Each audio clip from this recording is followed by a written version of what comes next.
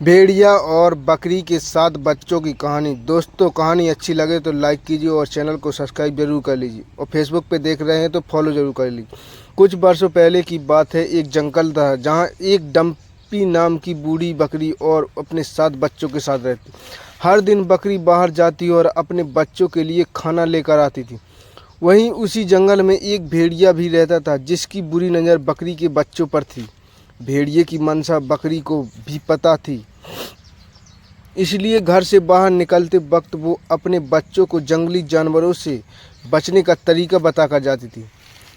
बकरी के बच्चों को बताया था कि भेड़िया बहुत चतुर होते हैं और उनकी आवाज़ भारी होती है और पैर काले होते हैं। ऐसा कोई भी जंगल में दिखे तो खुद को बचाने की कोशिश करना। एक बार बकरी को बच्चों के लिए खाना लेने काफ़ी दूर जाना था, इसलिए उसने अपने बच्चों को एक साथ बुलाकर समझाती है कि जब तक वह घर वापस नहीं आ जाती तब तक घर से बाहर नहीं जाना और दरवाज़ा नहीं खोलना। तभी बच्चे अपनी माँ को यकीन दिलाते हैं कि वह अपना अच्छे से ख्याल रखेंगे और अपनी माँ को खुशी से विदा कर देते हैं। जब बकरी चली गई तभी थोड़ी देर बाद भेड़िया उसके घर के बाहर पहुंचा और दरवाज़ा खटखटाने लगा। बकरी के बच्चे एक साथ बोले, बाहर कौन है? भेड़िया बकरी बनकर बोलता है, मैं तुम्हारी माँ हूँ। ये सुनकर बच्चों ने कहा, हमारी मम्मी की आवाज़ इतनी भारी नहीं है, तुम भेड़िया हो और हम लोगों को खाने के लिए आए हो। ऐसे में भेड़िया समझ गया कि बच्चे बहुत चतुर हैं, आसानी से जाल में नहीं फंसेंगे। तभी भेड़िया के दिमाग में एक तरकीब आई। उसने सोचा शहद खाने से आवाज़ अच्छी हो जाती है और वह तुरंत जंगल गया और मधुमक्खी का शहद ढूंढकर खा लिया। तब मधुमक्खियों ने उसे डंक मार दी। भेड़िए ने खुद को संभाला और दोबारा बकरी के घर पहुंच गया। दरवाज़ा खटखटाया और कहा, बच्चों दरवाज़ा खोलो। इस बार बच्चों को एक मीठी आवाज़ सुनाई दी और उन्हें लगा कि उनकी माँ आई है।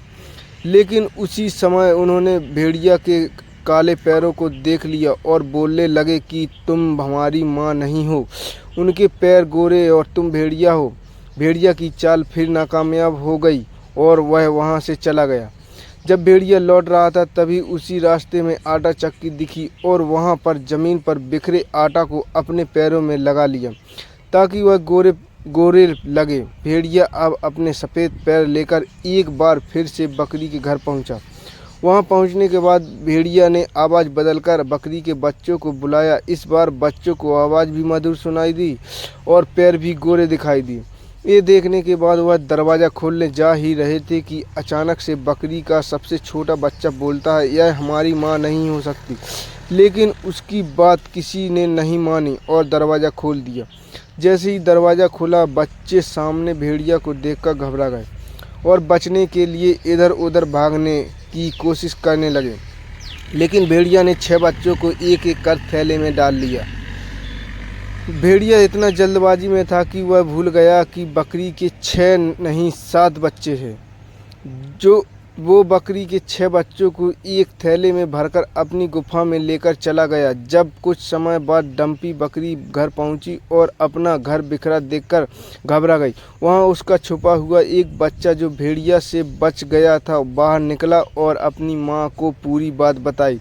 सारी बातों को सुनने के बाद बकरी को भेड़िया पर बहुत गुस्सा आया और वो उसके सबक सिखाने के लिए उसकी गुफा की ओर बढ़ गई। वहीं बकरी के बच्चों को ले जा रहे भेड़िया की हालत खस्ता हो गई और वो आराम करने के लिए पेड़ के नीचे बैठ गया। पेड़ के नीचे उसे नींद आ गई। वहीं पर डम्पी बकरी भी पहुंच गई। उसने देखा भेड़िया सोया हुआ था। इस मौके का फायदा उठाते ही थैले से अपने बच्चों को बाहर निकाला और फिर उसी थैले में पत्थर भर दिए और उसके बाद पास की झाड़ियों में जाकर छुप गए।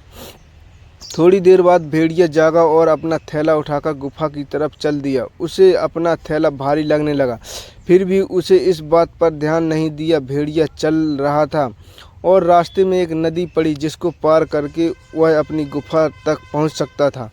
जैसे ही वह अपना भारी थैला लेकर नदी में चलने लगा वह डूबने लगा। डम्पी और उसके बच्चे यह दृश्य देखकर बहुत खुश हो गए और अपने घर वापस लौट आए। भेड़िया और बकरी के बच्चों की इस कहानी से हमें यह सीख मिलती है कि जो किसी के साथ छल और धोखा करता है उसका भी भला नहीं हो सकता।